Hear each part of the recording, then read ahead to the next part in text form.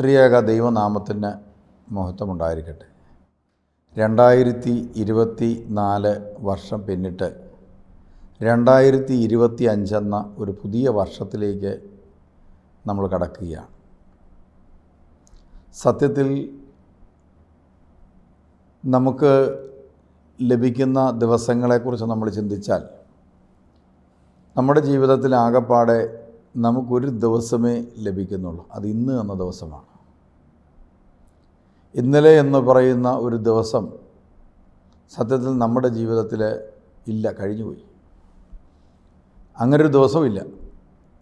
ഇന്നലെ എന്ന് പറയുന്നത് ഇന്നലത്തെ ഇന്നായിരുന്നു. ഇന്നിപ്പോൾ രാവിലെ നമ്മൾ എഴുന്നേറ്റിട്ട് പറഞ്ഞു ഇന്ന് എന്ന് പറയുന്ന ഈ സമയവും ഈ സൗകര്യങ്ങളും ഈ സാഹചര്യങ്ങളും ഇത് നമുക്ക് ഉപയോഗിക്കാം.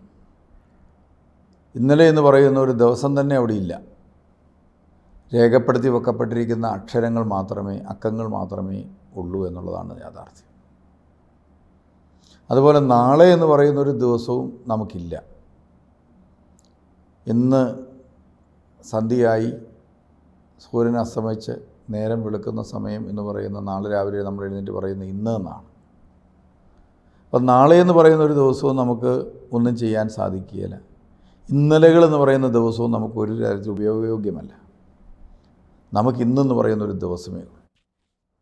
അങ്ങനത്തെ 365 ഇന്നുകൾ കടന്നുപോയി. ഈ സമയം നമ്മൾ എങ്ങനെ വിനിയോഗിച്ചു എന്നുള്ളത് മർമ്മപ്രധാനമായ കാര്യമാണ്.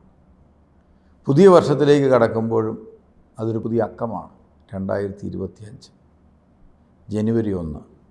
പ്രിയമുള്ളവരെ, പുതിയ വർഷത്തിലെ ഓരോ ദിവസവും നമുക്ക് കിട്ടുന്ന സ്നേഹ സമ്മാനമാണ്, ഗിഫ്റ്റാണ്.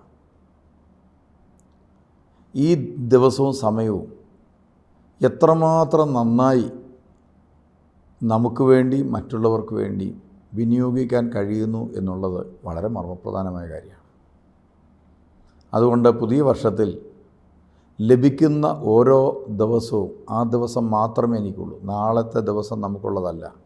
ഇന്നലത്തെ ദിവസം നമുക്ക് കഴിഞ്ഞുപോയി. ഇനി ഒരിക്കലും നമുക്കതിലേക്ക് തിരിച്ചു പോകാനും ആവില്ല. അതുകൊണ്ട് ലഭിക്കുന്ന സമയത്തെ നന്നായി വിനിയോഗിക്കുവാൻ ഉള്ള പരിശ്രമം നമ്മുടെ ഭാഗത്തു നിന്ന് ഉണ്ടാവണം പുതിയ വർഷത്തിൽ. അതിനായി ദൈവം നിങ്ങളെ അനുഗ്രഹിക്കട്ടെ എന്ന് പ്രത്യേകം പ്രാർത്ഥിക്കുന്നു.